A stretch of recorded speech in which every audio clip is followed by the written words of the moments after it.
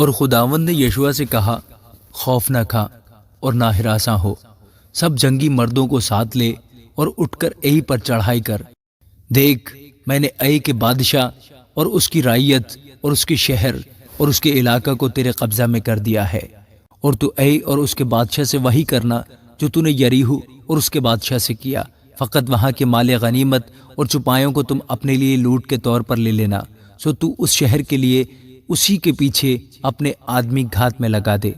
پس یشوع اور سب جنگی مرد ای پر چڑھائی کرنے کو اٹھے، اور یشوع نے 30,000 مرد جو زبردست سورما تھے چن کر رات ہی کو ان کو روانہ کیا، اور ان کو یہ حکم دیا کہ دیکھو، تم اس شہر کے مقابل شہر ہی کے پیچھے گھات میں بیٹھنا، شہر سے بہت دور نہ جانا، بلکہ تم سب تیار رہنا، اور میں ان سب آدمیوں کو لے کر جو میرے ساتھ ہیں شہر کے نزدیک آؤں گا، اور ایسا ہوگا کہ جب وہ ہمارا سامنا کرنے کو پہلے کی طرح نکل آئیں گے تو ہم ان کے سامنے سے بھاگیں گے، اور وہ ہمارے پیچھے پیچھے نکلے چلے آئیں گے، یہاں تک کہ ہم ان کو شہر سے دور نکال لے جائیں گے، کیونکہ وہ کہیں گے کہ یہ تو پہلے کی طرح ہمارے سامنے سے بھاگے جاتے ہیں،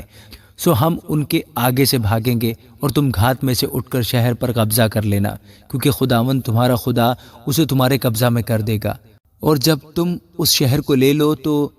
اسے آگ لگا دینا، خداوند کے کہنے کے موافق کام کرنا، دیکھو میں نے تم کو حکم کر دیا ہے۔ اور یشوع نے ان کو روانہ کیا، اور وہ کمین گاہ میں گئے اور بیتل اور ای کے درمیان ای کے مغرب کی طرف جا بیٹھے، لیکن یشوع اس رات کو لوگوں کے بیچ ٹکا رہا۔ اور یشوع نے صبح سویرے اٹھ کر لوگوں کی موجودات لی، اور وہ بنی اسرائیل کے بزرگوں کو ساتھ لے کر لوگوں کے آگے آگے ای کی طرف چلا،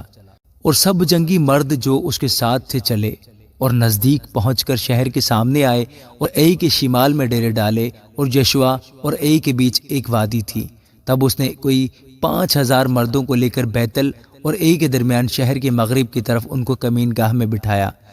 سو انہوں نے لوگوں کو یعنی ساری فوج کو جو شہر کے شمال میں تھی اور ان کو جو شہر کی مغربی طرف گھات میں تھے ٹھکانے پر کر دیا۔ اور یشوع اسی رات اس وادی میں گیا، اور جب ای کے بادشاہ نے یہ دیکھا تو انہوں نے جلدی کی اور سویرے اٹھے، اور شہر کے آدمی یعنی وہ اور اس کے سب لوگ نکل کر معین وقت پر لڑائی کے لیے بنی اسرائیل کے مقابل میدان کے سامنے آئے، اور اسے خبر نہ تھی کہ شہر کے پیچھے اس کی گھات میں لوگ بیٹھے ہوئے ہیں۔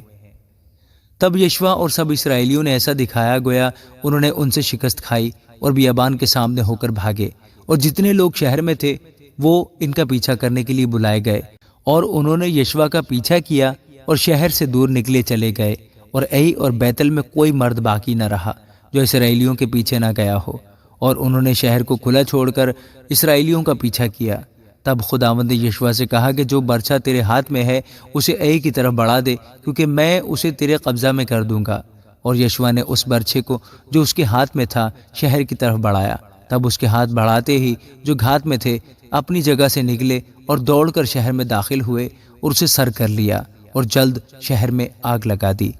اور جب ای کے لوگوں نے پیچھے مڑ کر نظر کی تو دیکھا کہ شہر کا دھواں آسمان کی طرف اٹھ رہا ہے، اور ان کا بس نہ چلا کہ وہ ادھر یا ادھر بھاگیں، اور جو لوگ بیابان کی طرف بھاگے تھے وہ پیچھا کرنے والوں پر الٹ پڑے۔ یشوع اور سب اسرائیلیوں نے دیکھا کہ گھات والوں نے شہر لے لیا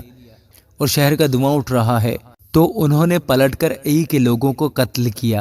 اور وہ دوسرے بھی ان کے مقابلہ کو شہر سے نکلے، سو وہ سب کے سب اسرائیلیوں کے بیچ میں جو کچھ تو ادھر اور کچھ ادھر تھے پڑ گئے، انہوں نے ان کو مارا، یہاں تک کہ کسی کو نہ باقی چھوڑا، نہ بھاگنے دیا۔ اور وہ ای کے بادشاہ کو زندہ گرفتار کر کے یشوع کے پاس لائے، اور جب اسرائیلی ای کے سب باشندوں کو میدان میں اس بیابان کے درمیان جہاں انہوں نے ان کا پیچھا کیا تھا قتل کر چکے، اور وہ سب تلوار سے مارے گئے یہاں تک کہ بالکل فنا ہو گئے، تو سب اسرائیلی ای کو پھرے اور اسے تہ تیغ کر دیا۔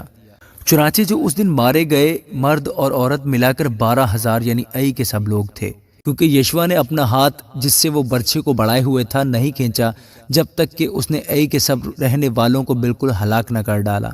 اور اسرائیلیوں نے خداوند کے حکم کے مطابق جو اس نے یشوع کو دیا تھا اپنے لیے فقط شہر کے چھپایوں اور مال غنیمت کو لوٹ میں لیا۔ پس یشوع نے ای کو جلا کر ہمیشہ کے لیے اسے ایک ڈھیر اور ویرانہ بنا دیا جو آج کے دن تک ہے۔ اور اس نے ای کے بادشاہ کو شام تک درخت پر ٹانگ کر رکھا، اور جو ہی سورج ڈوبنے لگا انہوں نے یشوع کے حکم سے اس کی لاش کو درخت سے اتار کر شہر کے پھاٹک کے سامنے ڈال دیا، اور اس پر پتھروں کا ایک بڑا ڈھیر لگا دیا جو آج کے دن تک ہے۔ تب یشوع نے کوہ ایبال پر خداوند اسرائیل کے خدا کے لیے ایک مذبح بنایا، جیسا خداوند کے بندہ موسیٰ نے بنی اسرائیل کو حکم دیا تھا، اور جیسا موسیٰ کی شریعت کی کتاب میں لکھا ہے۔ یہ مذبح بے گھڑے پتھروں کا تھا، جس پر کسی نے لوہا نہیں لگایا تھا، اور انہوں نے اس پر خداوند کے حضور سوختنی قربانیاں اور سلامتی کے ذبیحے گزرانے،